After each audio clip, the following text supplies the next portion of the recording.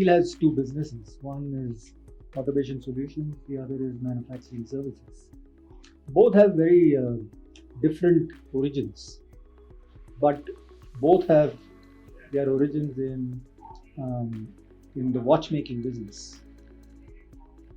The automation solutions started maybe early 90s when it was difficult to import and foreign exchange was is a difficulty within the country, and we were looking at how we could actually start making machines um, in India, and for that reason we built a team that could look at building machines for our growth in watchmaking, and that's what set out as the origins of our automation solutions today.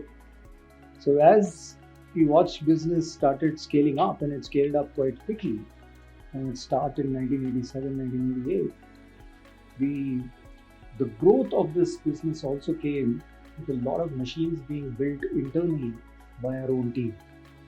And this is the core team that is today still a part of our automation solutions business. It was later in mid 90s that we started investing in automation itself. So that's that early as mid 90s in watchmaking. We started build our first automation line for making the movement, which was the first line that we actually imported from Japan, and then learned automation, assembly automation from there. And the subsequent lines of all our growth in movement manufacture came from in-house build of all the automation solutions. And later on, maybe in late, I would say 90s, early 2000s, then we looked at how we could leverage this capability for customers outside.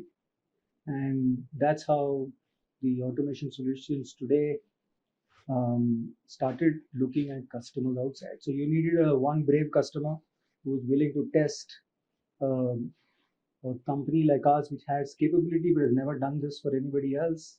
And our first customer, fortunately, was Delphi, who was willing to take risk with us, and that started off our automation solutions business.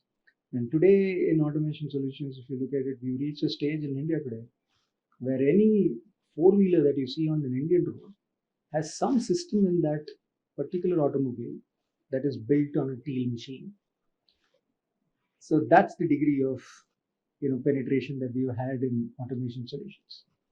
For the manufacturing services business, this business started, though the origins were in watchmaking. Its origins started from the fact that we wanted to leverage and sweat our assets in watchmaking. Watchmaking is high precision manufacture, and this core capability of deep precision knowledge we wanted to leverage and see where this capabilities could be leveraged. So there is a team that looked at various fields in which we could probably leverage our capability, right from injection molding, progressive die sets, tool making, and precision machining, etc.